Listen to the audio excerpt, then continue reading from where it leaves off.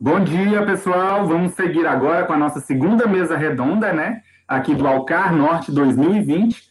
A mesa redonda que tem como tema novas tendências na análise da imprensa regional.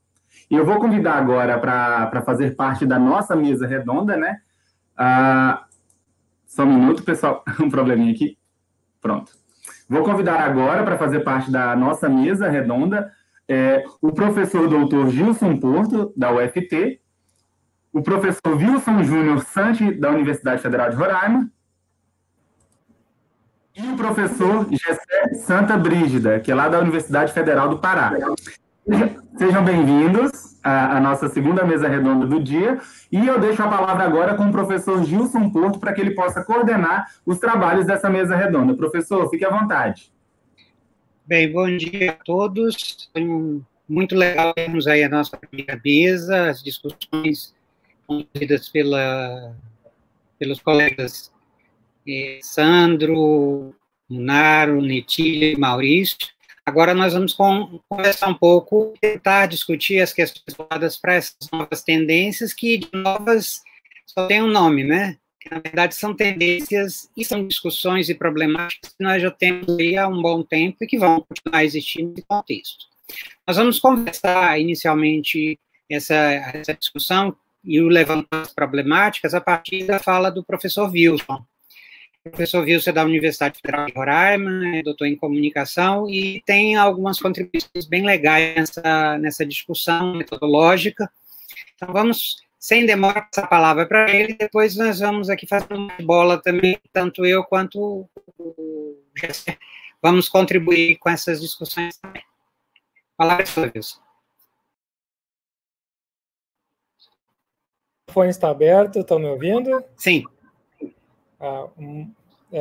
Bom, de novo, bom dia, agradeço a oportunidade, agradeço essa possibilidade de estabelecer esse diálogo, de continuar esse diálogo, como o professor Gilson bem frisou, né, com os colegas da região norte, né, discutindo um pouco dessa memória amazônica, que foi tema da mesa anterior, e também essas perspectivas e algumas, vamos chamar assim, tendências, nem tão novas, como também o professor Gilson pontuou, de investigação na Amazônia, né? A minha intervenção no sentido, vou tentar também ser rápido, para não tomar muito tempo, e também para a gente ter espaço para dialogar na sequência, no sentido de minha intervenção, então, no sentido de mostrar um pouco daquilo que a gente tem tentado fazer a partir de Roraima, a partir da Universidade Federal de Roraima, e a partir da nossa realidade aqui no extremo norte da Amazônia, quase no Brasil, eu costumo dizer, né? Bom, então vamos lá.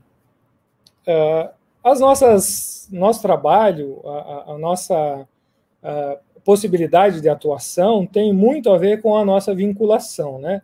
Nossa vinculação atual, nosso cenário de atuação mais direto, nosso cenário primeiro de atuação, é o nosso grupo de pesquisa, o Amazon, que é o Observatório Cultural da Amazônia e do Caribe, e a partir do Amazon, o próprio programa de pós-graduação em comunicação, recentemente criado aqui na Universidade Federal de Roraima. Eu gosto de dizer isso porque os programas de pós-graduação, ainda mais os programas de pós-graduação na área de comunicação na região amazônica, que compreende mais de 60% do território nacional, ainda eles são mais raros, são muito raros, né? Então, eu gosto sempre de frisar isso, porque a gente conseguiu, depois de anos de trabalho aqui, um espaço de ingressar no sistema de pós-graduação com o nosso programa, e é a partir desse palco que a gente tem feito a nossa atuação.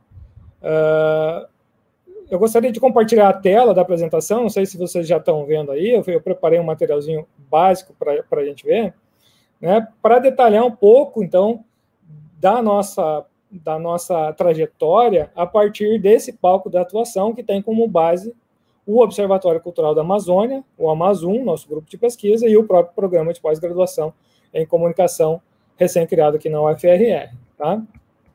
Eu quero começar mostrando para vocês um pouquinho dessa representação cartográfica, né, que a gente costumou de chamar de mapa, e que convencionou ter uma ideia a partir do Brasil, inclusive a partir desse desenhinho, né, e da Amazônia também, né, como a gente discutia antes, a partir dessas representações cartográficas. né, muito mais no sentido de lembrar, primeiro, que é mais uma das representações sobre o Brasil e sobre a Amazônia, apenas, tá? E também para dizer que a Amazônia me parece, e é uma ideia que eu me apego sempre quando vou discutir alguma coisa relacionada a partir da Amazônia, é uma região de extremos, é uma terra de extremos, né? Aqueles que discordam, né, sei lá, no sentido político ou no sentido econômico, né, me parece sim, no meu caso, me parece que essas questões ficam evidentes, esses extremos ficam evidentes. Por exemplo, quando a gente tem uma região absolutamente rica, uma das mais ricas do planeta, e ao mesmo tempo convivemos com níveis extremos de pobreza em várias das nossas comunidades que sobrevivem nesse espaço amazônico, né? Mas se a gente não gostar dessa definição mais econômica, mais política, a gente pode usar a definição mais geográfica mesmo, né? Para acionar a Amazônia como uma região de extremos, né? Porque justifico dois dos extremos, vamos colocar assim, do país, né, geograficamente falando, estão na região amazônica. O extremo norte, né, do Brasil fica em Roraima, fica no Monte Caburaí, não é no Iapoque, viu, gente? É uma briga que aqui os roraimenses ou roraimados, né, Maurício, tem, é o Monte Caburaí, é do Caburaí ao Chuí, então não é do Iapoque ao Chuí. O Monte Caburaí é mais ao norte do que o Iapoque. E o outro extremo, no lado oeste, é a Serra da Contama, no Acre. Então, o extremo oeste e o extremo norte do país estão na Amazônia, fazem parte da região da Amazônia, e por isso acho que não é nenhum erro tão absurdo assim falar da região amazônica como uma região de extremos, pelo menos extremos geográficos, extremos cartográficos aí representados. Né? Também gosto de trazer essa ilustração para mostrar, basicamente, né, eu tenho ilustrar um pouco da minha trajetória. Eu tenho uma formação que foi realizada toda no extremo sul do Brasil, né, no Rio Grande do Sul, e depois que eu concluo o doutorado, eu saio e venho para atuar nas pesquisas no extremo norte do Brasil, em Roraima, na Universidade Federal de Roraima. Tá? Para falar um pouco mais das nossas tendências de investigação no Amazon, no grupo de pesquisa, eu resgato as linhas de pesquisa, as principais linhas de pesquisa de atuação nossa. Né? A primeira delas está intitulada aí, chamada Estudos de Mídia, Território e Processos Comunicacionais. É uma linha de pesquisa compartilhada entre o Amazon e o PPG-Com. É uma das linhas de pesquisa do PPG-Com. A gente acha sempre importante essa vinculação direta, porque, sim, na nossa leitura, os grupos de pesquisa e nossos grupos de investigação, eles são uma das estruturas que suportam o programa de pós-graduação, e assim deve funcionar. A segunda linha, perspectivas teóricas metodológicas de investigação em comunicação e jornalismo, que é uma linha bastante cara para a gente sempre, em nossa trajetória, procura valorizar essas discussões teóricas e metodológicas, que eu vou falar depois um pouquinho na sequência, de pesquisa em jornalismo e em comunicação. A linha 3 é uma linha de etnocomunicação, que recém esse ano a gente formatou essa linha. A gente já tem um trabalho de alguns anos relacionado às questões de discussão de comunicação em povos indígenas e tal, e nesse ano a gente tomou coragem de ilustrar isso e mostrar e configurar uma linha de investigação de etnocomunicação que a gente está tentando contribuir, inclusive, com a fundamentação dessa ideia, desse conceito, a partir das investigações que a gente faz aqui. E a última linha, mídia, política e movimentos sociais, tem a ver também com o PPG-Com, com o nosso programa de pós-graduação, e é onde a gente faz algumas relações com os movimentos sociais, agora os movimentos sociais da Amazônia, né, que também é uma outra linha de investigação cara para nós outros. Tá? Da linha 1, que é a linha compartilhada diretamente com o programa de pós-graduação, eu vou destacar alguns projetos, né, um projeto, pelo menos, que está em andamento, e também uma das produções que a gente tem em andamento. Né? Nessa linha, Estudos de Mídia, Territórios e Processos Comunicacionais, eu destaco o projeto, que é um projeto de uma orientanda minha de mestrado agora, da Luciene, que trata das transmutações da narrativa jornalística nas campanhas eleitorais de Roraima. Aí a gente faz um diálogo, inclusive com a linha 4, por trabalhar as questões políticas também, as questões eleitorais, né? Com o principal destaque dessa linha, o que poderia ser uma tendência de investigação, né, não tão nova assim, como o Gilson pontuou antes, eu gostaria de resgatar o conceito de narrativa jornalística. É um conceito, ou de narrativa no geral, é um conceito que na nossa produção ele aparece nos últimos tempos, né, nessa última fase, a partir dessa provocação e da proposta que a Luciane apresenta no mestrado, basicamente, e é um conceito que tem tomado um lugar bastante central das nossas contribuições, das nossas discussões, pela sua potencialidade de abarcamento teórico e também metodológico. Então, a gente tem gostado de trabalhar com o conceito de narrativa jornalística ou de narrativa em geral. Sandro falava na mesa anterior, por exemplo, o senhor Sandro, de narrativas amazônicas, de narrativas a partir da Amazônia. Eu acho que também ajuda a fundamentar essa ideia, e aí eu pontuo esse conceito, essa ideia-chave como uma ideia, talvez uma tendência de investigação no nosso tempo mais atual, a partir desse lugar de fala, a partir da nossa territorialidade amazônica. Tá? Da linha 2, eu queria também apresentar para vocês um outro projeto que dialoga com a próxima linha, que é a linha de etnocomunicação, né? Basicamente, esse projeto é o projeto que está vinculado à nossa experiência de pós-doutorado no México, na Universidade de Guadalajara, sob a orientação do professor Raul Fuentes Navarro.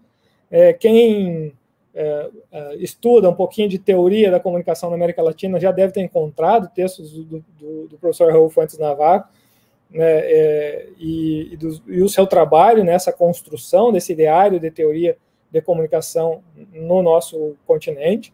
Então, é uma referência importante.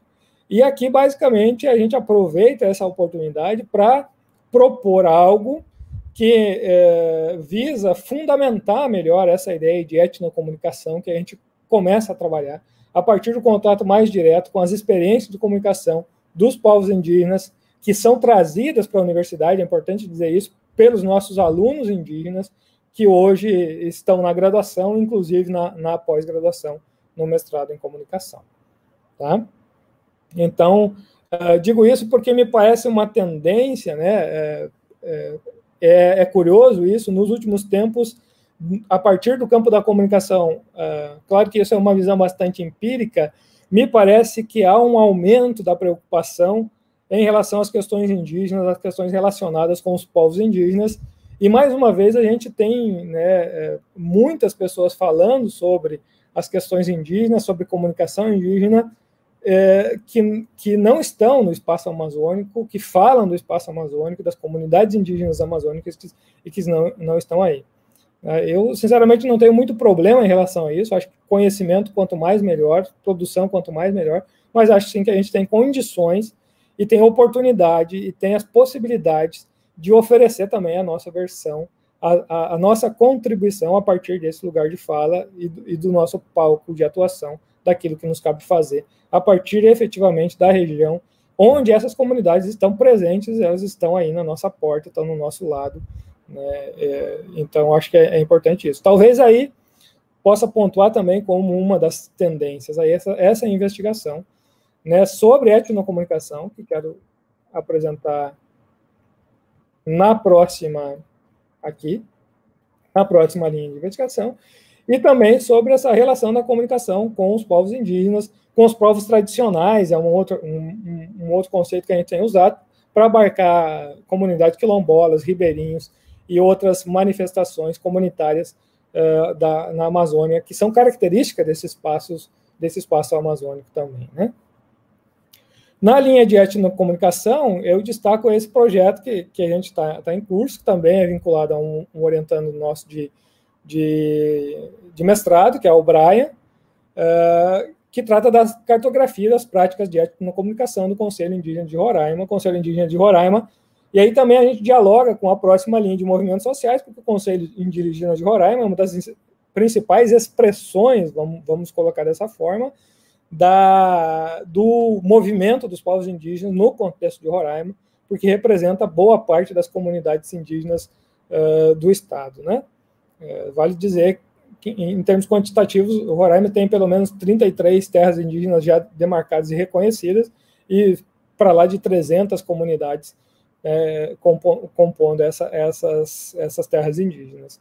Então, é uma discussão cara para a gente, e é uma discussão que chega mais forte na universidade, não só pelo interesse dos professores, como eu, por exemplo, né, mas também por uma demanda dos próprios alunos indígenas que começam a ocupar esse espaço e reivindicar da gente e da própria universidade, da estrutura universitária, né, uma colaboração no sentido de discutir essas questões que envolvem uma forma mais ampla de fazer comunicação, de discutir comunicação, uma forma mais, talvez, amazônica de discutir comunicação, de fazer comunicação, né? Aí, vou falar da última linha, que é a nossa linha 4, depois quero falar de duas tendências teórico-metodológicas assim, que a gente tem utilizado em nossas investigações, que talvez possa despertar certo interesse. Na nossa última linha, então, é a linha onde está a relação, onde a gente procura discutir a relação da mídia política e movimentos sociais, né? A gente recentemente realizou um projeto intitulado Os Movimentos Sociais, a Ciberdemocracia e os Processos Eleitorais na América Latina, né? A gente estamos ainda bastante preocupados com essas questões da democracia no continente latino-americano, né? Dos atentados contra a democracia, enfim, e das dificuldades, vamos dizer assim, da gente, dos processos que os processos democráticos enfrentam no nosso continente. E a gente, a partir desse projeto, procurou apresentar uma versão, né, com um olhar mais próximo do que acontece na realidade nossa, regional, amazônica, em relação aos processos eleitorais e nesse contexto do que alguns autores chamam de ciberdemocracia, né? Que, sim, pode ser uma ideia, vamos dizer assim, boa, mas também pode ser uma ideia não tão boa assim, né? Depois a gente pode discutir um pouco mais sobre essas questões, se vocês acharem pertinente. Vale lembrar que discutir movimento social sem discutir esse movimento, esse ambiente cyber mediatizado, vamos colocar dessa forma, né, me parece que na atual conjuntura, mesmo para os padrões amazônicos, mesmo para a realidade amazônica, é algo que pode ser feito, sim, mas que, se não tocar essas questões, me parece que vai estar faltando algo importante aí, tá? Por último, antes da propaganda, então, falo dessas duas outras tendências que eu gostaria de sinalizar para vocês. A primeira delas é para dizer assim, que, se vocês perceberem nesses projetos, há uma preocupação nossa de trabalhar com o que a gente está chamando, na falta de nome melhor, por enquanto, de múltiplos objetos de investigação. A gente, quando trabalha narrativa jornalística, por exemplo, a gente não trabalha narrativa jornalística a partir de um único produto jornalístico, a partir de um único veículo de comunicação. Quando a gente trabalha etnocomunicação, a gente tem procurado trabalhar com várias comunidades, ou com diversas experiências de comunicação, a partir das comunidades e dos povos indígenas, né, realizadas por essas comunidades, efetivadas por essas comunidades, e por isso sinalizo como uma tendência importante para dar conta da nossa complexidade, talvez trabalhar isso que a gente está chamando de múltiplos objetos, objetos múltiplos, né? Diz para vocês que eu não gosto muito dessa ideia, porque sou também partidário de um outro tipo de investigação, onde a ideia de objeto ela se dissolve e é substituída muito mais por uma ideia de construção colaborativa, construção horizontal de conhecimento, onde a gente consiga estabelecer um diálogo verdadeiro com essas populações, né, e onde efetivamente a gente consiga desobjetivar, vamos chamar assim, a investigação e comunicação no nosso contexto. Acho que o contexto amazônico, o nosso contexto, pede isso, e eu sinalizaria isso, talvez, como uma das tendências. Uma outra tendência importante dessas investigações, que a gente tem tentado fazer aqui também, é trabalhar com o que nós estamos chamando de práticas comunicativas. Essa ideia não é nova, né? Para quem milita, para quem gosta, para quem tem acesso, por exemplo, a linha de investigação dos estudos culturais, né, um autor como o Stuart Hall, que o professor Munaro citava na fala da mesa anterior, né, vai ver que os estudos culturais, as práticas de cultura nos estudos culturais, na configuração do que hoje a gente chama linha de investigação dos estudos culturais, sejam eles britânicos ou em sua derivação latino-americana, a ideia de práticas culturais é uma ideia que aparece muito forte. A gente se utiliza dessa ideia, transpõe essa ideia para falar de práticas de comunicação ou de práticas comunicativas. Nos interessa discutir comunicação, essa comunicação amazônica, essa comunicação dos povos indígenas, essa comunicação originária do nosso espaço, né, do nosso território, a partir da ideia de prática comunicativa, né? Porque, basicamente, a ideia de prática carrega consigo, né, o ideário de efetivação, de comunicação efetiva, de comunicação que efetivamente acontece. A gente não discute só comunicação midiática, a gente discute também comunicação midiática, a gente discute práticas de comunicação midiática, mas a gente também discute práticas de comunicação não midiática, a gente também discute práticas de comunicação mediatizada, que poderia ficar que poderia ser um meio termo entre esses dois ideários, porque basicamente a gente tem se preocupado com o que eu dizia antes, essa efetivação da comunicação, né? Como esses processos de comunicação efetivamente acontecem, né? E aí que me parece que a colaboração a partir daquilo que a gente vive, né? A partir da nossa realidade amazônica, pan-amazônica, pode dar uma contribuição significativa. Então, essa também é uma tendência que eu sinalizo aí para a discussão. Já finalizando a minha fala, porque eu prometi não me estender muito também, né? Eu queria fazer um pouquinho de propaganda aí, né? Com 2 projetos que a gente tem se esforçado nos últimos tempos aí, que são projetos que buscam dar consolidação, dar visibilidade, dar vazão para essas produções, para aquilo que a gente tem feito na nossa região, né? Porque também a gente entendeu em determinado momento que era muito difícil ter acesso aos processos editoriais do Brasil, vamos chamar assim, né, do centro do país aí. Então, a gente resolveu investir na constituição de alguns projetos. Um deles é a revista Aturá, a gente tem também outro projeto editorial de revista, de periódico, que é a revista Observatório, depois o professor Gilson pode falar com isso. É uma parceria entre 3 ou 4 universidades, né, a Federal Tocantins, a Federal de Roraima, a Federal de Rondônia e a Federal do Pará, né, e a gente está aí, é um espaço, inclusive, para divulgação da produção de vocês, né, que vai desde a graduação até a pós-graduação, é um espaço que está aberto, a gente tem chamada contínua, né, e recebe essas colaborações para dar vazão a essas publicações, né. A última peça de merchan que eu gostaria de fazer para vocês é algo que foi reconfigurado recentemente, né, uma ideia de uma coleção, de uma série, né, agora assim, de livros, de e-books, de publicações mais densas, mais extensas, né, a partir das nossas experiências de pesquisa. Então, a gente sugeriu, propôs e formatou essa ideia dessa coleção e tem tentado também configurá-la como um espaço de vazão dessa produção de conhecimento a partir do contexto amazônico, a partir do contexto pan-amazônico. Essa série, Tunapotri, é um nome indígena, difícil de dizer, né? Mas na língua Makuxi, é uma série de comunicação e saberes amazônicos, como a gente intitulou aí, e é uma parceria, basicamente, entre 2 editoras, uma privada, a editora FI, lá do Rio Grande do Sul, e a editora da Universidade Federal de Roraima, talvez para aproveitar a ideia dos extremos aí que a gente colocava antes. É um outro espaço que a gente já deixa aberto, já deixa à disposição de vocês para estar propondo, né, volumes, né, de e-books que dialoguem ou que possam apresentar e dar visibilidade para aquilo que a gente está fazendo a partir do nosso local de fala, que é, sim, a Amazônia, esse contexto amazônico ou pan-amazônico.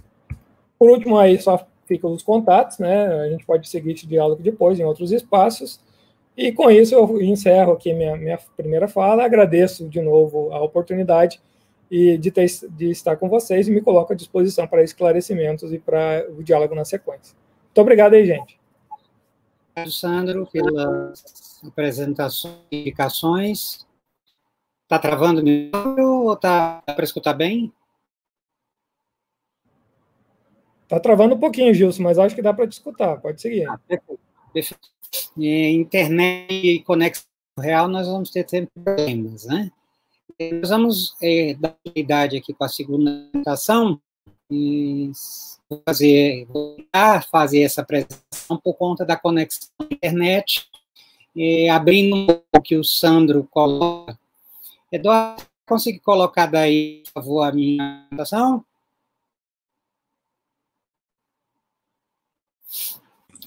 Professor, colocando aqui agora, para o senhor. Eu vou ampliar um pouquinho essas discussões que o Wilson justamente problematizando algumas questões sobre as chamadas novas tendências, que, de novo, não há muita coisa, né? A gente tem problemas que são recorrentes da imprensa regional, que é o foco dessa mesa. O Wilson apontou o que está despontando e daqui a pouco também você vai despontar, vai discutir um pouco também o que o movimento histórico de ir e vir também pode agregar de valor às questões. Eu vou apenas propor algumas dessas questões, porque eu penso que o objetivo dessa é justamente a gente tentar pensar com essa relação. Tá? Daí porque eu coloco, logo nessa abertura do material, eu não sei se está aparecendo para todo mundo. Está aparecendo, professor? Coloquei aqui. Material. A minha tela ficou preta. Deixa eu verificar aqui, então.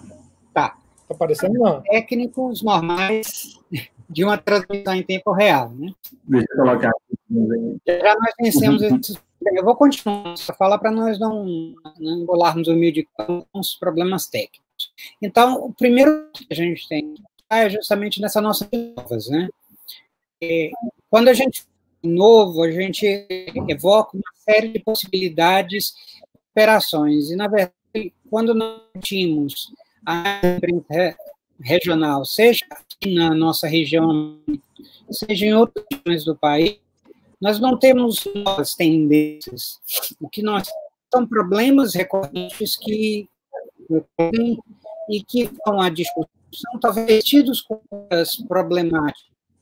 E essa é uma coisa que nós temos.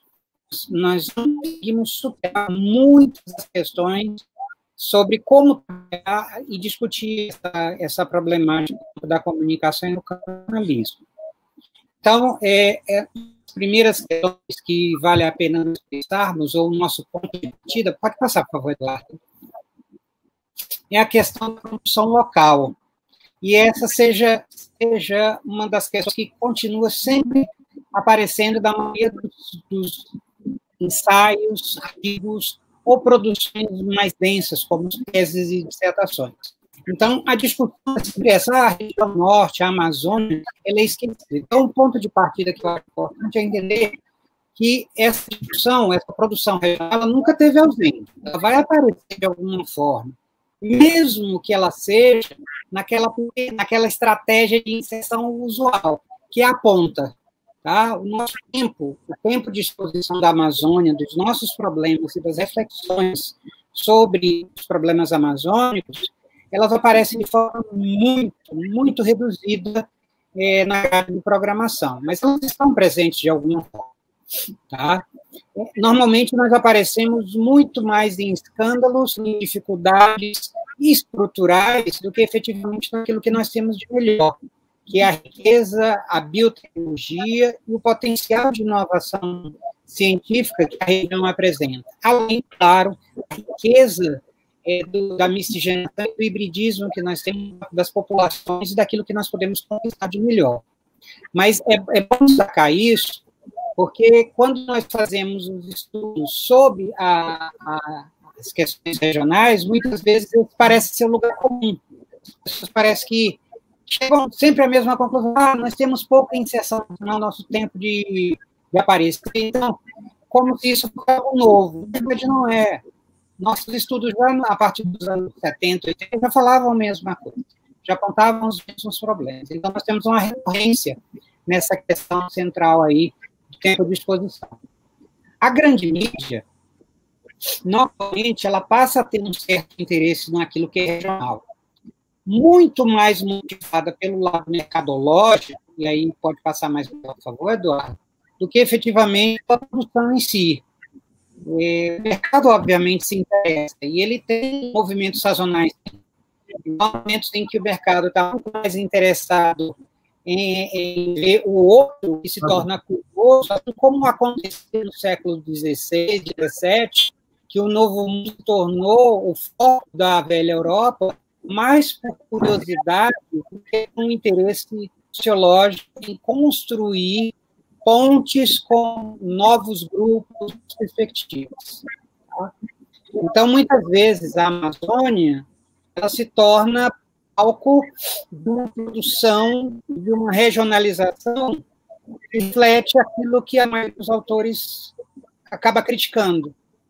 Falta um amadurecimento e uma especialização das funções regionais.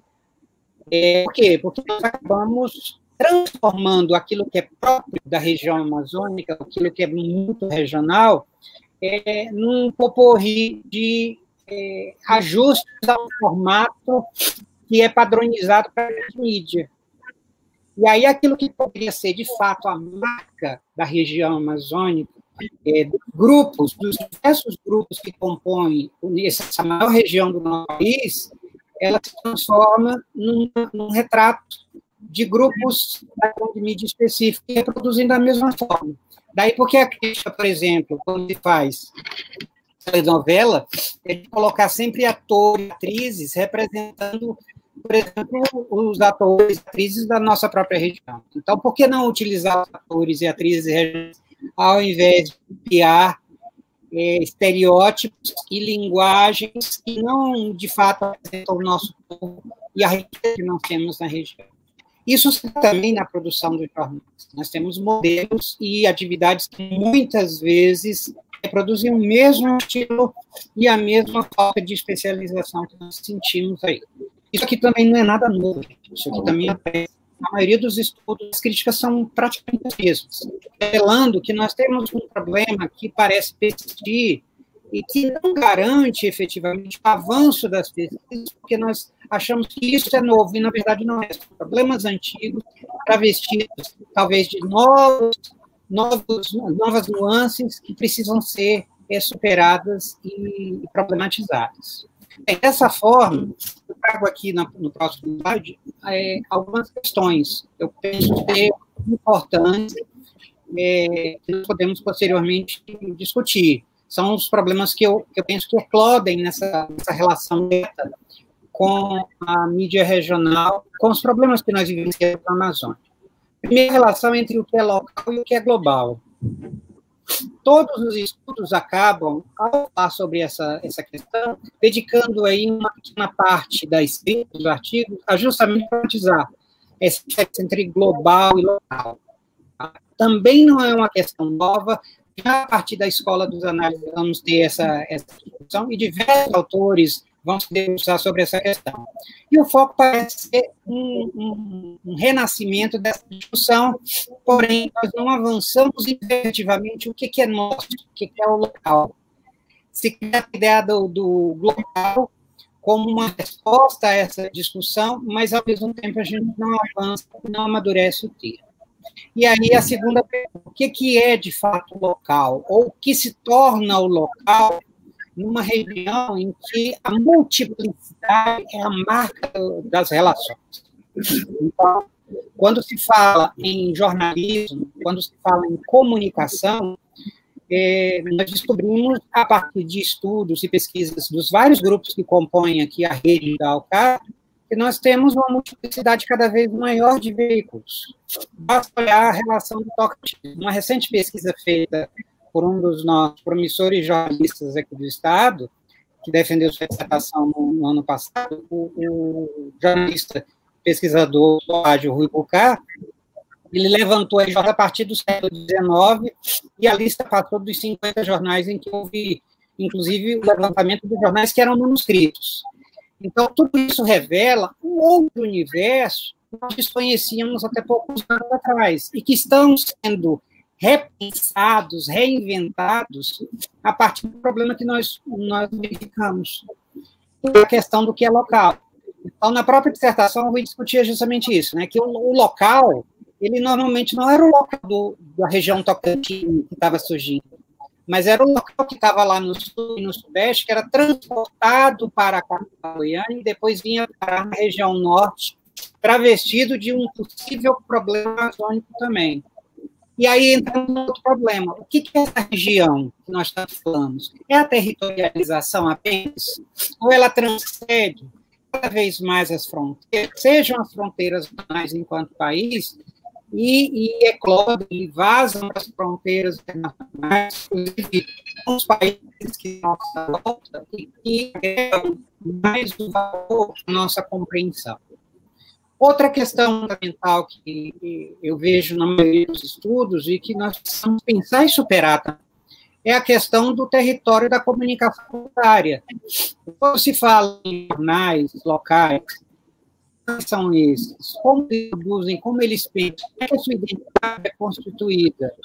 Por exemplo, aqui no Tocantins, nós temos uma eclosão muito grande de jornais em vez de campanhas eleitorais, que poucas semanas depois aparecem e ficam 3, 4 anos em aparecer novamente quando as campanhas começam a eclodir, as alianças parecem eclodir. Que tipo de jornalismo, de comunicação comunitária se traveste também de elementos gigantes para uma comunicação pública? Então, e eu vou fechando com a última pergunta. Qual a fronteira entre o que é comunitário, ou que nós vamos chamar de comunitário na região amazônica, o que é local e o que é regional? Porque se nós pensarmos na própria ideia de região, regional, ele transcende dessa fronteira que nós temos atualmente na Amazônia.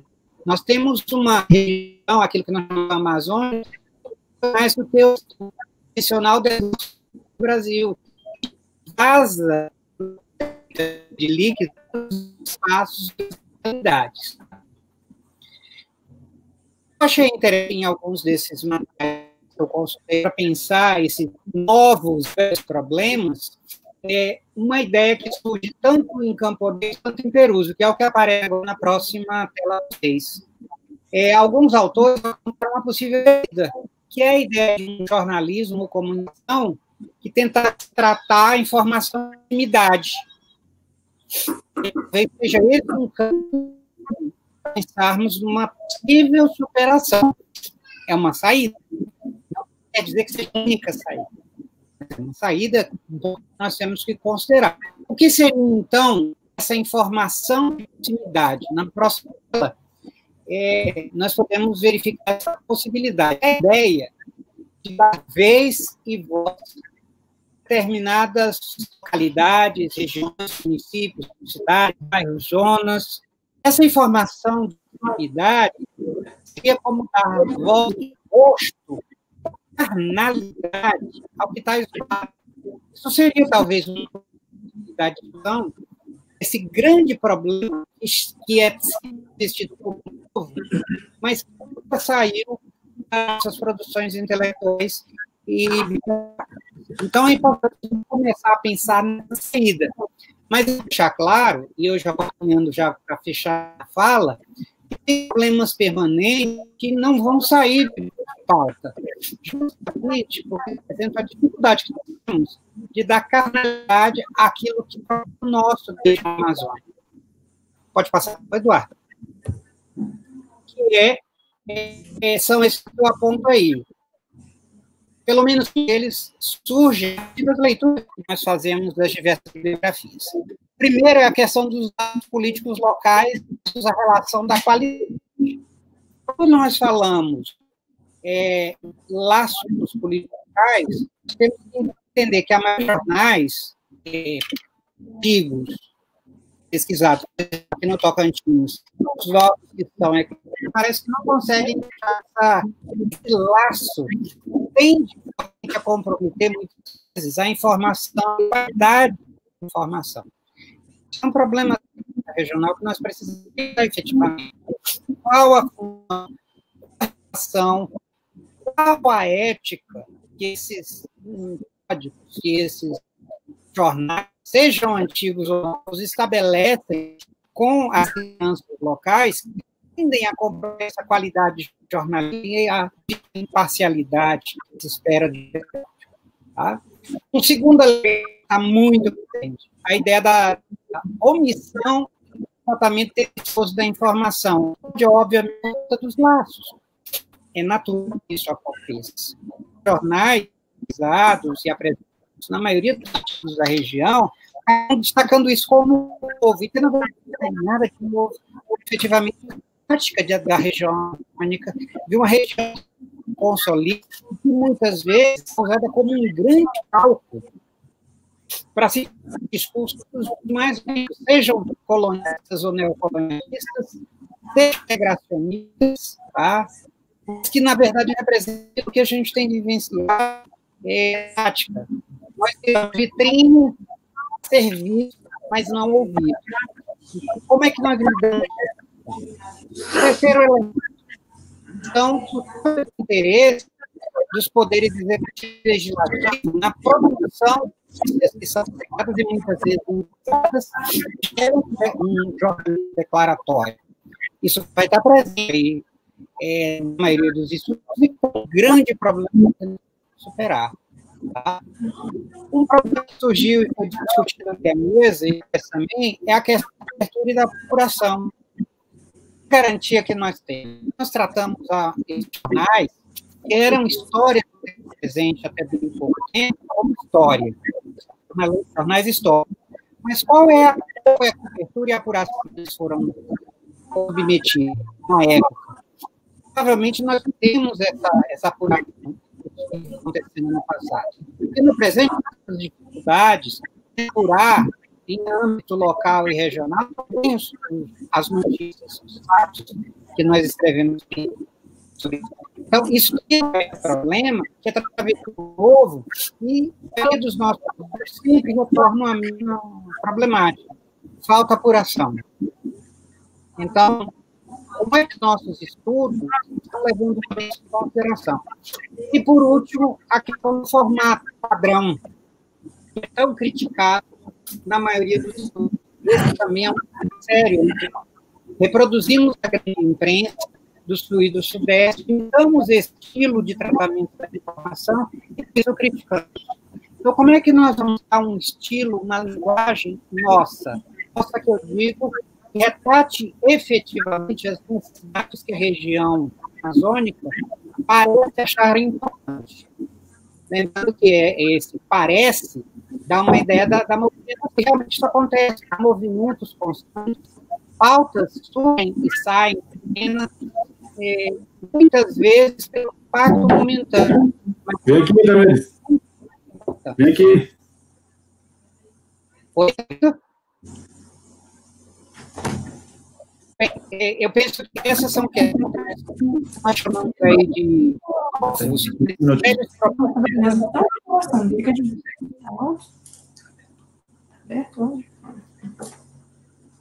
a conexão não está ajudando muito, né? Precisaram. Tá um pouquinho ouvindo. E vamos à discussão da apresentação do nosso colega Gessé depois, para ver se a gente dele ajudar a minha. Obrigado aí, gente. Deixa eu fechar aqui, professor. Pronto. Posso tirar, né, professor? Ok.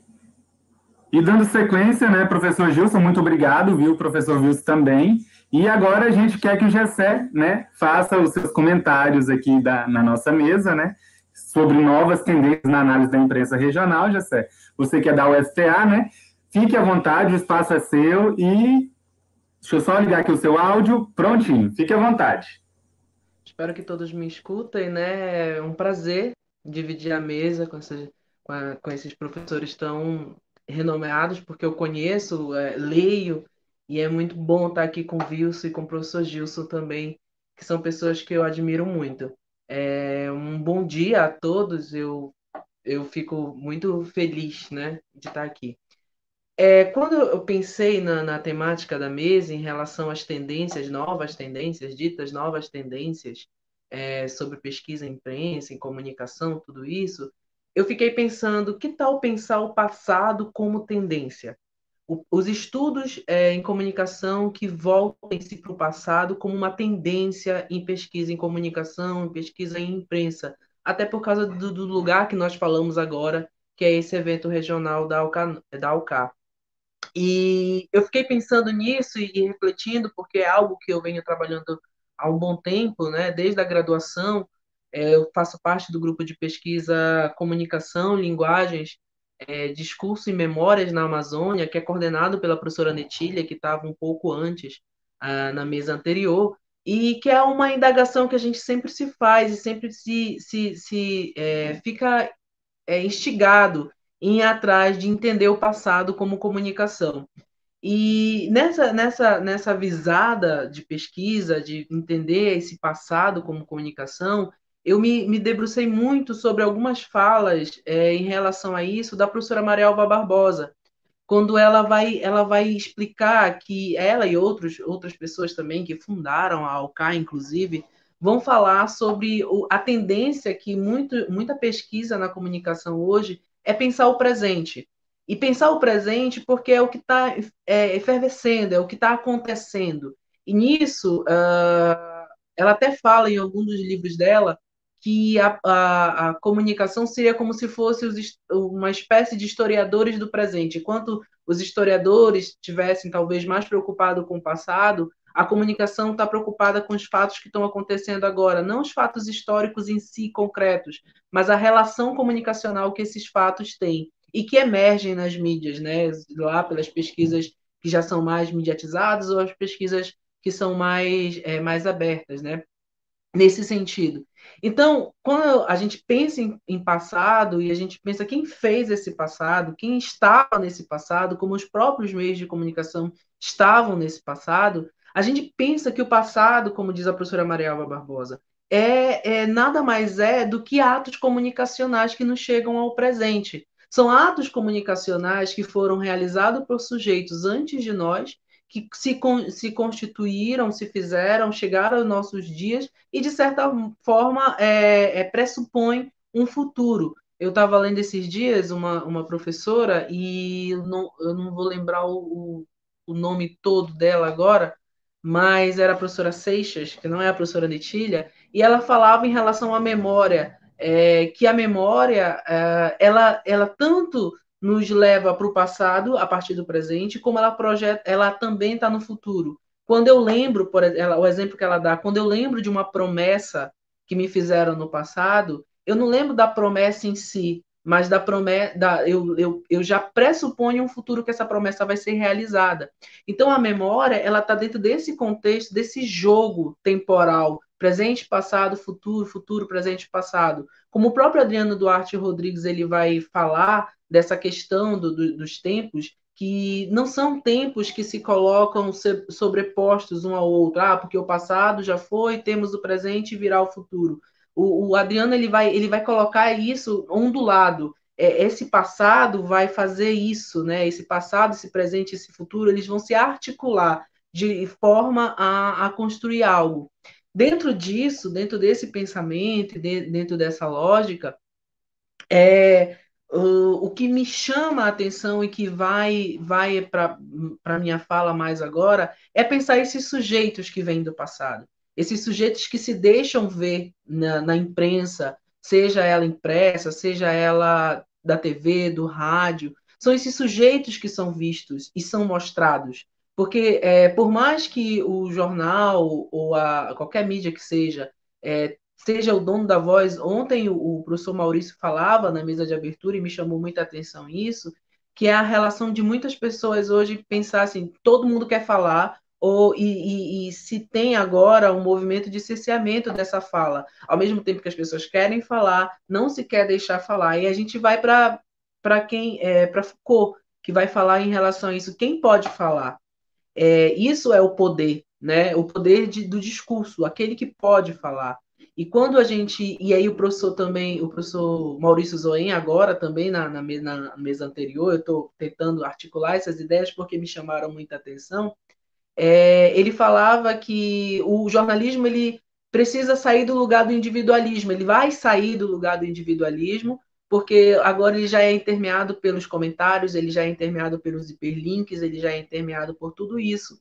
E quando a gente pensa nesse quem pode falar e quem vai falar, a gente entende que o jornal, a imprensa, ele é esse lugar da fala, o lugar de quem fala alguma coisa para alguém, e ao mesmo tempo, aí eu acho que a gente vem para uma pegada que agora eu vejo em alguns estudos, e principalmente nos estudos que vão se denominar decolonial, descoloniais, nesses estudos, em relação a que esse jornal ele é um lugar, um encontro, uma zona de contato, como diria a Mary Louise Pratt, é um lugar de contato. Ao mesmo tempo que eu falo, porque o discurso ele trai o enunciador, ao mesmo tempo que eu falo de alguém, eu ao mesmo tempo deixo transparecer não só as minhas ideias, as minhas construções, mas eu também permito que esse sujeito, de alguma forma, emerja. Uma voz que ela vai chamar de uma voz dos marginalizados,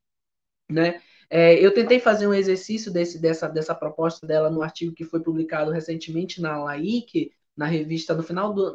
Foi publicado agora em 2020, mas a edição de 2019, né, devido à pandemia, e a gente tentou trabalhar essa questão, e eu vim trazendo a minha dissertação, que eu trabalhei sobre a questão da homossexualidade na imprensa paraense durante o século XX, né, de 1901 até mais ou menos 2011. Eu fui fazendo recortes de 10 em 10 anos para poder concluir essa proposta. E né, nesse trabalho que a gente fez para a LAI, que a gente pensou nessa zona de contato, a partir da proposta da Mary Louise Pratt, é dizer assim, na proposta original dela, ela vinha falando que as cartas que os navegadores mandavam para as metrópoles, falando sobre navegação, falando sobre a região, essas cartas, elas por mais que elas apagassem a presença indígena, apagassem a presença daqueles que estavam presentes ali, mostra muitas vezes os navegadores como os desbravadores, aqueles que conseguiram atravessar, que conseguiram passar por um lugar muito difícil e tal. Mas mesmo essas cartas que, de certa forma, invisibilizam essas pessoas, elas também permitem a emergência dessas vozes. Quando a gente vai propriamente para a Amazônia, pensando em relação à Amazônia, quando a gente vê as mesmas cartas que se coloca sobre a Amazônia, e quem conhece um pouco dos rios da Amazônia sabe que nem sempre o melhor navegador consegue passar por certas regiões. O que vai dar essa passagem, às vezes, é a experiência. A Amazônia é esse lugar da experiência, é esse lugar que você precisa muitas vezes entender como funciona os rios, a maré, como é que funciona essa parte, onde que tem pedra, onde não tem pedra, onde é raso, onde é fundo. É um lugar muito... quem navega por esses lugares, principalmente esses rios, esses rios mais estreitos, vai entender isso. E aqui no Pará, a gente tem um pesquisador que me chama muita atenção, que é o professor Moisés Sarraf, e ele vai falar que nessas mesmas cartas que se fala da Amazônia, muitas vezes se esquece da presença do indígena, porque quem ajudou aquele navegador a passar foram os indígenas. Então, o contexto histórico mostra isso. O contexto histórico mostra que essa experiência indígena ajudou muitos navegadores a conseguir passar por certas partes. Ou seja, resumindo a história, nesse lugar, mesmo que seja o lugar que, como diz os estudos decoloniais, não é o lugar do dominador, mesmo nesse lugar, o subalterno ou aquele que foi invisibilizado consegue aparecer, consegue estar. E aí, nesse artigo que a gente apresentou a LAIC, publicou na LAIC, a gente falava sobre isso, sobre a questão da homossexualidade na imprensa. Porque ao mesmo tempo que essa homossexualidade ela aparece e vai aparecer na imprensa em alguns momentos pontuais, ou não, mas em especiais a gente usou alguns momentos pontuais, em especial o carnaval, posso já explicar por quê. Mesmo esses momentos que ele vai descrever alguma coisa, ele deixa emergir discursos que não diria que são a favor, mas que deixam emergir uma outra construção desse sujeito, uma outra construção dessa pessoa descrita. Porque quando eu falo de algo, eu falo a partir de mim, mas ao mesmo tempo eu deixo transparecer a voz daquele, principalmente quando a gente pensa na imprensa, quando ela entrevista as pessoas, mesmo que seja uma fala recortada, uma fala pontual, mas aquilo também ali transparece. Não digo transparecer porque não é tão transparente, mas permite emergir algumas coisas interessantes. E nessa zona de contato, então, eu acho que uma pegada boa e interessante de entender hoje a imprensa seria como essa zona de contato, né? Esse lugar que está ali, que permite tanto o encontro das memórias, aí eu vou voltar para a memória para a gente fechar com o passado, porque eu também já acredito que estou estourando o meu tempo. Voltar para ali, tanto aquelas memórias, elas têm ali a memória coletiva, né? Aquela memória que meio circula naquele momento social, como ela também tem uma memória individual. E uma memória que o Pollack vai falar, que é aquela memória subterrânea, aquela memória que se deixa, que aproveita o espaço, aproveita uma ruptura, uma fissura para aparecer. Então, nesse lugar, entendendo o jornal, a imprensa como esse lugar, nos leva para entender que a comunicação e o passado, eles estão a todo momento em movimento, e esse movimento se materializa na imprensa, se materializa nos meios de comunicação. É uma materialidade que permite a gente encontrar nuances que até então podem estar meio ocultas, ou meio esquecidas, ou meio perdidas ali no emaranhado das ideias. Então, mas esse movimento de também ver ver um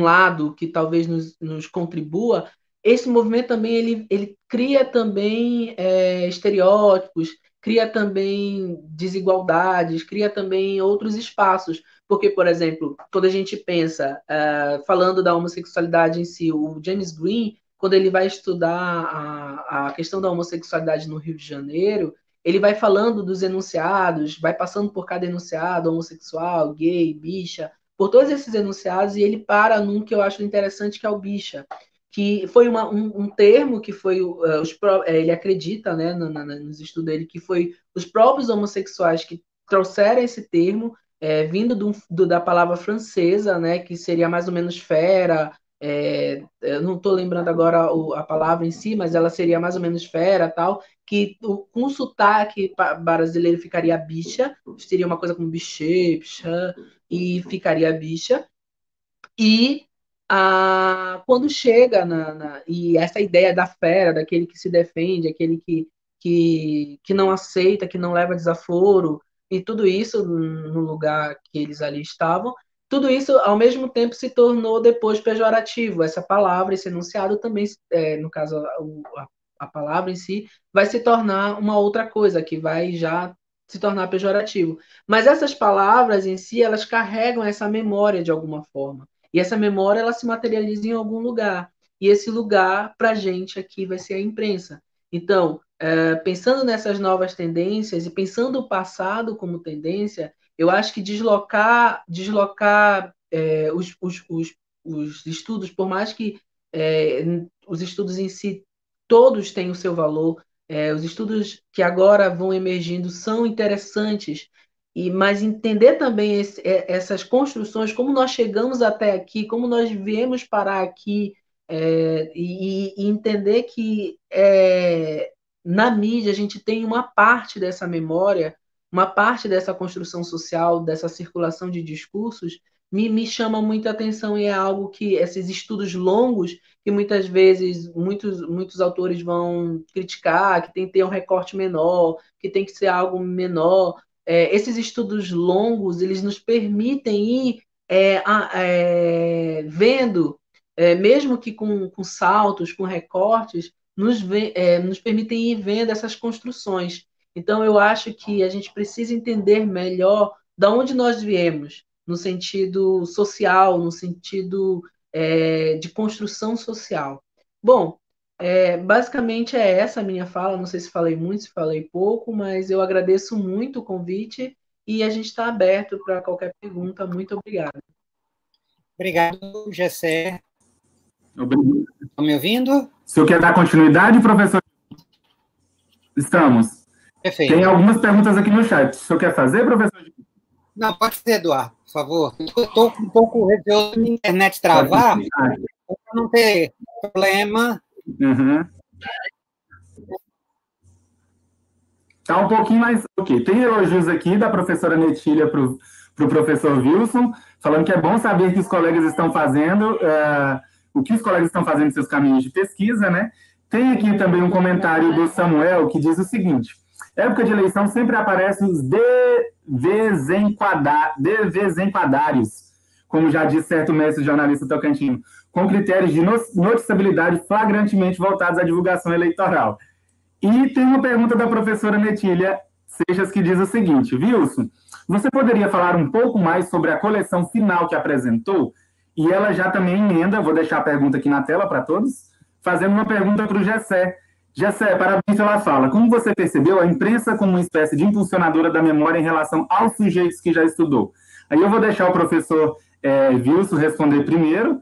Tá, professor? Vou colocar você aqui em evidência e fique à vontade. Ótimo. Vamos liberar o microfone aqui, estão me ouvindo? Bom, agradeço a atenção de vocês, dos colegas, agradeço a Netília. Vou falar um pouquinho da coleção, mas depois eu quero fazer também uma ponderação, mas pode ser num segundo momento aí em relação às falas dos colegas Gilson e Gessé. A coleção é um projeto coletivo, como eu dizia, que tem pelo menos a atuação mais direta de 4 instituições, o FRR, o UFT, UNIR e o FPA. A professora Netília faz parte dessa organização, inclusive, né? A gente tem pensado isso e buscado, como eu disse, criar alguns canais para dar visibilidade às produções, né, aos resultados das nossas investigações que estão produzidas nesse contexto amazônico, né, porque a gente identificou como uma das dificuldades que a gente tem justamente a falta de espaço, desses espaços, ou a falta de acesso a esses espaços, né? Então, a gente tem tentado trabalhar, inclusive, na constituição dessas estruturas, na organização dessas estruturas, e é um privilégio poder contar com a colaboração mais direta dessas 4 instituições, né, na pessoa do professor Gilson, da professora Netília, do professor Sandro, da professora Leila, na organização desse volume. Aí a gente conseguiu mobilizar para compor o conselho editorial também da coleção, Tunapotri, eu digo de novo, para a gente já se acostumando com a sonoridade, né, derivada da língua macuxi, Comunicação e Saberes Amazônicos. A gente conseguiu mobilizar um conselho editorial com representantes de todos os países da Pan-Amazônia, né, porque também é uma preocupação nossa começar a dialogar com o nosso entorno pan-amazônico, com os países aqui de fala de língua espanhola, que são limítrofes, que compartilham do espaço amazônico conosco, mas também com o professor Reginaldo Gomes, aqui da UFRR, fala a Ilha das Guianas, onde Roraima, inclusive, fazia parte, né? Onde está o Suriname e as Guianas francesa e inglesa, que também é um desafio. A gente procurou fazer esse contato e mobilizar colegas desses espaços para fazer parte do conselho editorial da coleção. O site da coleção acabou de ser configurado, está disponível naquele endereço que eu passei para vocês, na editora FI. No site do Amazon também se encontra os links. A nossa ideia é de estabelecer um fluxo contínuo de avaliação e de publicação de materiais.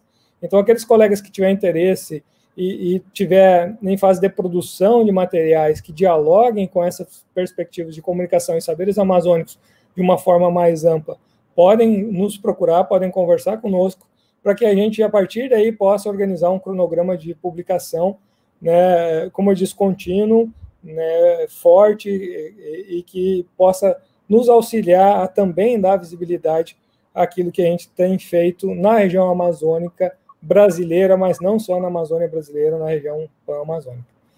Então, é um pouquinho mais de detalhe aí sobre esse projeto da coleção, que a gente está tentando levar a cabo aí. E insisto, só vai dar certo se a gente, com a colaboração de todos. Então, se sintam todos à vontade para mandar sugestões para a gente. Obrigado. Eu acredito que já deu certo, sabe, Wilson? Porque ela é fruto justamente do amadurecimento que os pesquisadores da região têm sobre o assunto, né? Só para lembrar, nós já tínhamos 2 outras coleções que acabavam aceitando a participação maciça dos nossos colegas da região amazônica. Nós tivemos a primeira coleção chamada, primeira série, né, Comunicação, Jornalismo e Educação, que já passa aí mais de 30 livros publicados nos últimos 3 anos, com trabalhos, na sua maioria, de colegas daqui da região norte mesmo, e de pesquisas que nós fazemos aqui. Mas ela era muito ampla, né?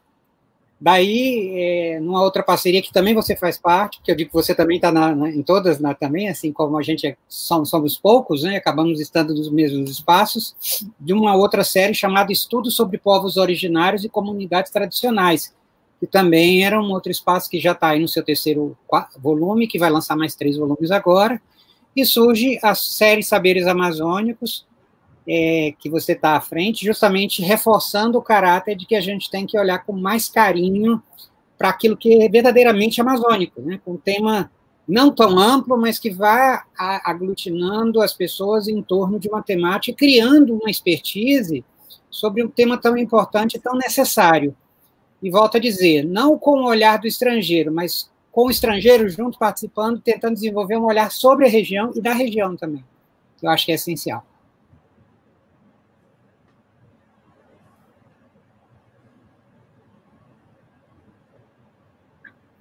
Tá. Agora eu vou colocar a pergunta que foi direcionada ao Gessé, que foi feita pela professora Netília Seixas, né? Gessé, ela diz o seguinte, ela te parabenizou pela fala, né? E ela faz o seguinte questionamento: como você percebeu a imprensa como uma espécie de impulsionadora de memória em relação aos sujeitos que já estudou? Eu vou colocar você aqui em evidência. E, Gilson, tem uma mensagem, tem uma pergunta para você no chat também. Se você já quiser dando uma olhada, tá bom? Eu vou me deter a falar uma coisa. Muito obrigado pela pergunta, professora Netília. Eu vou me deter a uma fala do Legoff, quando ele vai falar sobre documento e monumento.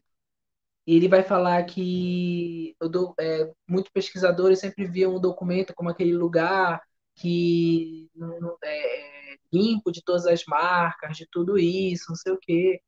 E aquele lugar, e por muito tempo se acreditou se estudar sobre, se debruçar sobre os documentos e pensar que esse documento ele não transparecia ou ele não passava certos sentidos que ideológicos, alguma coisa assim. E aí o Legoff ele vai falar de documento e vai falar que todo documento também é um monumento dentro dessa perspectiva, porque o monumento ele tem essa proposta de um sentido, de uma ideia, talvez uma ideologia por trás. Então, e aí eu me coloco pensando a imprensa não como um documento, mas como um documento monumento.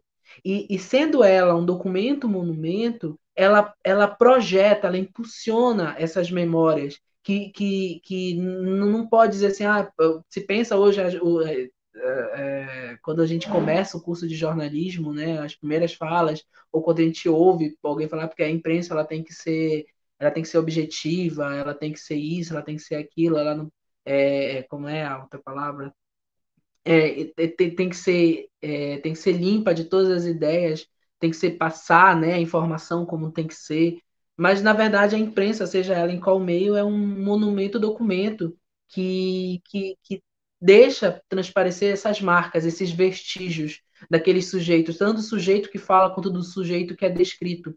Então, entender a imprensa como esse impulsionador dessas memórias é entender que essas memórias elas circularam na época feita por sujeitos históricos, e esses sujeitos históricos se materializam naquela imprensa. Então, assim que dentro dessa perspectiva, é que nesses trabalhos que eu vim fazendo, nós vimos fazendo, a gente percebe que esses sujeitos históricos, eles cada vez mais eles vão se deixando, e agora, né, como a gente, voltando para falar do professor Zoen, cada vez mais esse sujeito histórico vai deixando a sua marca mais evidente nesses meios de comunicação. Espero ter respondido. Muito obrigado pela pergunta novamente.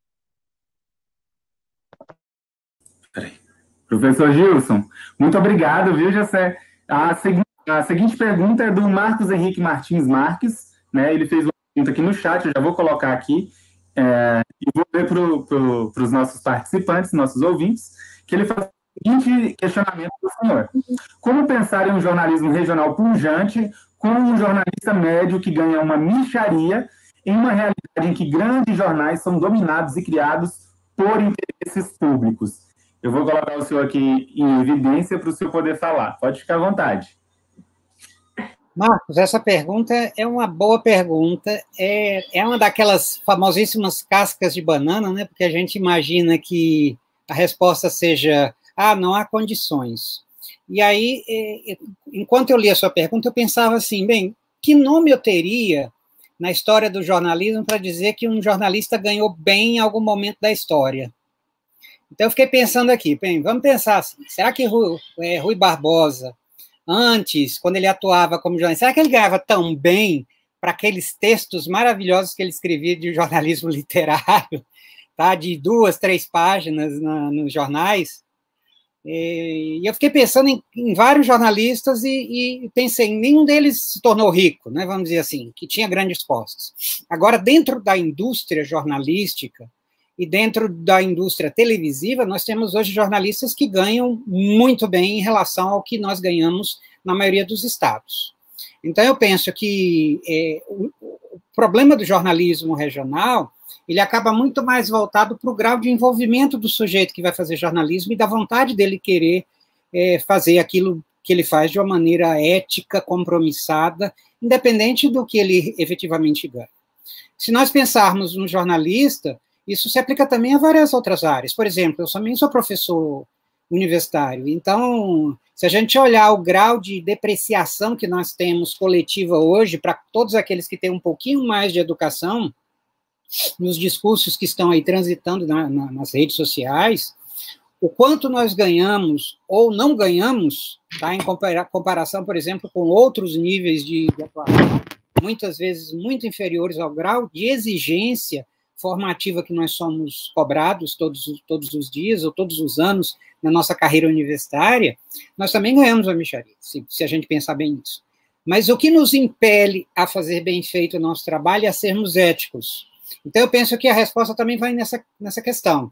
É possível fazer um jornalismo regional ético, compromissado com os valores e com a notícia de qualidade, que represente pelo menos uma visão verdadeira de um determinado fato? Sim, é possível. Agora, outra pergunta que está agregada é: eu quero fazer isso, independente se eu sou reconhecido ou não pelo trabalho que eu executo, pela construção que eu executo? É óbvio que os interesses dos grandes jornais, eles vão seguir muitas vezes, como parte de uma indústria, assim como várias outras indústrias, elas vão seguir muitas vezes o pensamento daquele que paga mais pela sua comunicação, pela sua divulgação, pela sua propaganda. Então, esse é um problema. Então, eu acredito que o papel das redes no acompanhamento, ele pode ser um elemento a mais para ajudar a superar os interesses políticos ou politiqueiros que nós temos muitas vezes aí no espaço nacional e principalmente nos espaços locais e regionais. Wilson também tem uma expressão sobre isso, Wilson? Quer falar um pouquinho? Não, Gilson, é no sentido até mais geral, assim, não relacionado à pergunta do Marcos, né? Que vai estar defendendo a tese, a dissertação dele daqui a pouco aqui conosco. Marcos, sério? Parabéns, hein, Marcos? Orientando a professora Tatiane aqui no nosso PPG-Com, né, Marcos? Ele estuda o Flamengo, mas tudo bem. Fazer o quê? Ninguém é perfeito. Não, eu queria só um esforço de diálogo com você, Gilson, com o Gessé, resgatar 2 ou 3 coisinhas. Só para avançar um pouquinho. A primeira delas ia ser assim, que tem uma ideia que você trouxe aí, que essa coisa de indicar a pesquisa em relação ao passado como tendência, que eu gostei muito. Então, eu acho que é muito legal.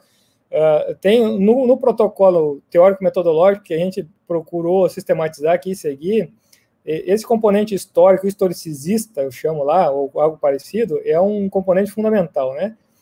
Porque a gente parte daquele pressuposto, daquele princípio muito bem discutido na mesa anterior, que as ideias têm uma história, todas as ideias têm uma história, né? Inclusive as ideias, tipo aquela que a Terra é plana, que circula por aí, né? Então, se a gente entender a história das ideias, quem sabe a gente consiga entender o fundamento ou a falta de fundamento dessas ideias. Então, gostei muito da sua sugestão. E dizer que você também sinalizou, Jessé, uma ideia de que a Amazônia é o lugar da experiência. Eu acho que isso dialoga diretamente com a nossa preocupação, que quando eu digo que eu tento discutir, ou estamos tentando discutir e problematizar a comunicação a partir das práticas, é que a partir desse lugar da experiência, né? Então, vou adotar, vou usar isso a partir de agora também, vou relacionar com essa ideia, e agradeço muito a oportunidade de poder estar dialogando com vocês aqui. Por último, eu só queria também fazer uma outra ponderação que tem a ver também com uma ideia, sei lá, de desconstrução um pouco, talvez, para resgatar um pouco dessa proposta decolonial, coisa desse tipo assim, né? Para dizer o quê? Tem dois conceitos ou duas ideias que apareceram nas nossas falas aí, como memória e territorialidades, que são conceitos que a gente tem trabalhado, tem acionado, né, fazem parte, por exemplo, no nosso caso, das nossas linhas de pesquisa, das nossas áreas de concentração, aqui do nosso programa. Uma é sobre territorialidade, outra sobre memória, exatamente, né? Então, são conceitos fortes que têm aparecido aí. Mas eu trago eles, resgato eles, para lembrar que existem duas variáveis que são fundantes, que são variáveis organizadoras de qualquer pensamento, inclusive em relação a esses conceitos, que é a ideia de espaço e a ideia de tempo, né? Talvez a discussão de territorialidade remonte mais à ideia de espaço do que de tempo, e talvez a ideia de memória remonte mais à questão de tempo do que de espaço. Mas esse cruzamento entre tempo e espaço, naquele diagrama básico, né, que a gente acostumou a ver por aí, né, são duas dimensões fundantes que ajudam a gente a organizar a forma que a gente está acostumado a conhecer. Tá? E por que eu estou trazendo isso? Porque uma das constatações, vamos dizer assim, que a gente tem chego, quando começa a trabalhar com uma perspectiva mais de etnocomunicação, mais próxima das comunidades de povos indígenas, dos povos tradicionais da Amazônia, é que, inclusive, a forma de organização de tempo e espaço é diferente. Se a forma de relacionar tempo e espaço é diferente, a forma de entender, de praticar, de executar, de fazer comunicação também é diferente. E como é que a gente discute isso? Como é que a gente problematiza isso? Como é que a gente agenda isso? Como é que a gente traduz isso? Sim, porque nós vamos precisar fazer uma tradução, né, no sentido muito mais necessária para a gente, né, entender daquilo que nós estamos falando, do que especificamente essas comunidades. É uma necessidade mais nossa do que dessas comunidades fazer essa tradução, né? Então, eu coloco isso para a gente lembrar, porque às vezes a gente fica na superfície do conceito discutindo memória, discutindo territorialidade, por exemplo, né? Só dois conceitos que eu usei como exemplo, mas precisamos lembrar que, no nosso caso particular, no nosso contexto amazônico, há outras formas de se relacionar com o tempo e o espaço que, inclusive, bagunçam esses conceitos de territorialidade, de território, de memória, ou qualquer outra ideia de jornalismo, né, como o Marcos citava antes, que a gente está acostumado a trabalhar. Tá? É isso. Obrigado, gente. Obrigado, professor Wilson. E para a gente fazer os nossos encaminhamentos finais, temos uma última pergunta aqui, professor Gilson, que é direcionada para o senhor. Primeiro teve uma aqui, o Marcos, que disse que o senhor esteve na banca de graduação dele na UFT, Marcos Henrique, quando ele falou sobre o Newsgate. E o Rui Bucara, ele faz a seguinte pergunta. Gilson, um dos grandes desafios, coloquei aqui na tela também, para a escrita da imprensa tocantina, tem ligação com as precárias condições dos arquivos. É preciso pensar numa estratégia de digitalização dessas fontes? Rui, obrigado pela pergunta. Com certeza, nós precisamos passar pela digitalização dessas fontes. Não há outra saída, principalmente porque nós entendemos que a preservação temporal desses arquivos é a garantia que nós temos na academia de fortalecer a área de história da mídia, né? Então, a gente não pode ficar à mercê de traças e do tempo, e dizer que nós temos um prazo curtíssimo para trabalhar com essas fontes. Então, os atuais pesquisadores e os futuros dependem muito dessa digitalização para garantir o pensar e o repensar sobre essas fontes e aquilo que foi produzido. Tá? E eu penso, Rui, que nós temos um grande problema, você sabe disso, porque tua pesquisa foi sobre isso, você teve dificuldade em recuperar muitas dessas fontes, a maioria delas que ainda estão em bom estado de conservação, que permite até uma digitalização, elas são propriedade, muitas vezes, de famílias tradicionais que encaram aquilo ali como uma relíquia de parentes antigos. E, normalmente, são tratadas com todo um cuidado, um zelo e uma interpretação de que aquilo é um patrimônio muito pessoal. Então, quando a gente fala na possibilidade de digitalizar, é uma negociação que demora meses e até anos. Então, você sabe disso porque alguns desses documentos que você consultou, você conseguiu acesso a eles depois de gastar muito tempo em negociação para que as famílias pudessem dar acesso a você esses documentos. Então, eu vejo isso como um trabalho, inclusive, de utilidade pública que nós temos, enquanto pesquisadores da temática.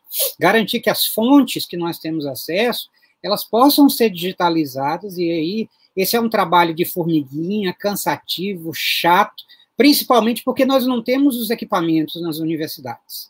Então, nós não temos centros de digitalização, nós fazemos isso com equipamentos muito precários, normalmente são nossos equipamentos pessoais que nós acabamos comprando com pouco do salário que nós ainda temos e que resta, para tentar equipar alguma coisa de uma forma muito precária.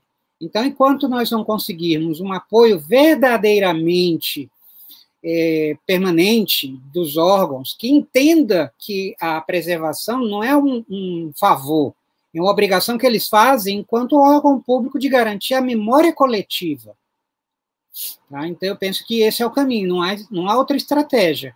Tá? É negociar com as famílias tradicionais, pelo menos aqui no Tocantins é assim que nós temos que fazer, né? Essa negociação não é simples, porque muitas vezes essas famílias imaginam que, quando a gente propõe isso, que nós temos recursos tão amplos, que a primeira coisa que eles falam é que querem criar um museu para a família na casa que a pessoa morou. Então, é difícil a gente poder fazer isso. Eu brinco com eles que eu acho que eles estão confundindo o pesquisador de uma universidade federal com o dono de uma grande empresa ou um empresário anjo que quer financiar um projeto em algum lugar. Não é a realidade do pesquisador, e muito menos do grupo que faz história da mídia na região norte. Todos nós fazemos muito pelo empenho profissional e pela vontade de conhecer essa trajetória, esses meandros e aquilo que está subjacente a isso, aquilo que está oculto a tudo isso que foi produzido. Então, os trabalhos que nós fazemos, eu parabenizo o Wilson e o grupo do Amazon, que tem tentado consolidar aí na fronteira com os outros países sul-americanos aí as relações. Parabenizo também o GCE por adentrar por uma temática específica, e nós temos centenas de outras temáticas que continuam ainda obscuras e que poderiam ser clarificadas e trazidas à discussão desse e de vários outros grupos, na verdade. Então, todos nós estamos tentando fazer o nosso melhor. E, ao mesmo tempo, nós vivemos sempre nessa interseção. Então, aqueles que têm dupla formação, são historiadores e jornalistas, vivem todo o tempo entre o passado e o presente, né, Wilson? Eles querem olhar para o passado, mas a exigência momentânea do presente, de estar aqui, inscrito nesse tempo e nesse espaço, nos exige não esquecer os problemas que nós temos no momento. Então, é todo o tempo história e história do presente interagindo, se chocando e refazendo o nosso cotidiano aí, numa tentativa de entender, ou pelo menos preservar a compreensão para o futuro, né? Para um futuro de outra geração que pelo menos consiga, talvez, um distanciamento melhor do que nós estamos tendo no momento. Mas o que vale é o que nós estamos tentando fazer. Na minha concepção, é preservar, pelo menos. Tá? Pronto, professor Gilson, acho que nós podemos encaminhar, né, para o final. Temos um comentário do Maurício Zoen aqui, professor que participou conosco da primeira mesa, eu coloquei aqui na tela. Estou há 9 anos trabalhando na digitalização de jornais antigos de Roraima, e a maior dificuldade é o acervo particular. O professor Luiz também deixou um elogio aqui para vocês. Maravilha a discussão, meus parabéns. Agora, eu queria que o professor Gessel, o professor Wilson e o professor Gessel, vou colocar também vocês na tela principal, vocês fizessem as considerações finais para a gente poder encerrar.